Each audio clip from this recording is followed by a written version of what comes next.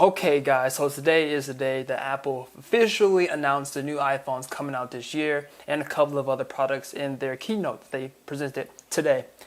I'm excited for two things that Apple talked about today, and that is the iPad mini and of course the iPhone, which I'm going to talk about in this video today. I want to make a separate video talking about the iPad mini because that is something that I think is really good, but that's not what this video is about. This video is going to be about the 13. But yeah, not going to waste anyone's time. I'm just going to hop right into this. Apple is coming out with 4 new phones this year: the 13 mini, the 13, the 13 Pro, and the 13 Pro Max. So this is the exact lineup as the previous model, the 12. So there shouldn't be any confusion about that. The colors will be a little bit different, I would say. 13 mini and the 13 will have the same colors. Those colors are going to be red, starlight, midnight, blue, and pink. While the 13 Pro and the 13 Pro Max will have their own separate set of colors, and these are going to come in graphite, gold, silver, and Sierra blue.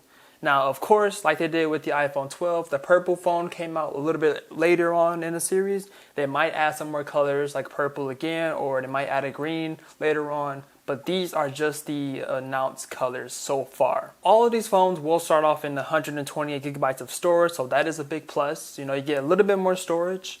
The iPhone 13 mini and the 13 will have another option to go up to 512 gigabytes if you want the extra storage. That's a pretty big storage. You know, I don't know what you would do with 512 gigabytes of storage, but if that's what you like and you have photos and videos that take up a lot of space and you like to play games, you like to do this, you like to do that, if you like those things and you want that extra space, the option is finally here. Just when you thought 512 was high, so just when you thought 512 gigabytes was big enough, the 13 and the 13 Pro Max, they come in a whopping 1 terabyte of storage.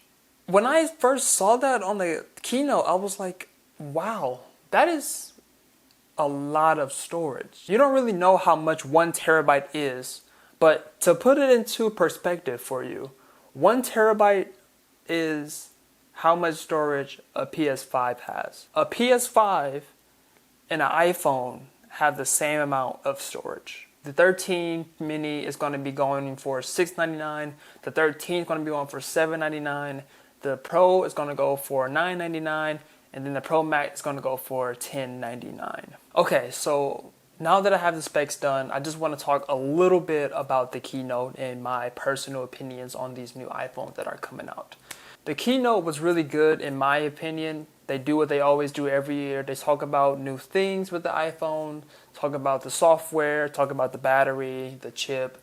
You know, they kind of go into detail about everything, and I think they did a really good job of doing that, honestly.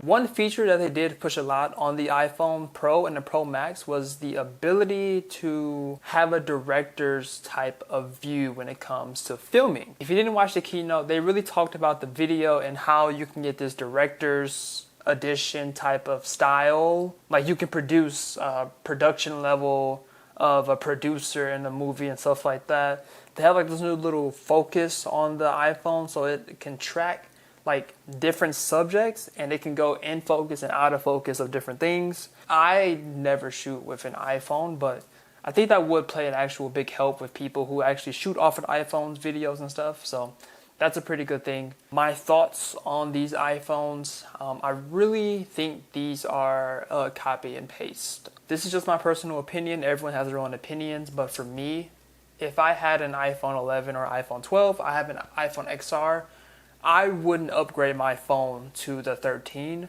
mainly because there's no big difference for me personally, except for the A15 Bionic chip and the extra storage, the 512 gigabytes. Everything is exactly the same as the last year's model.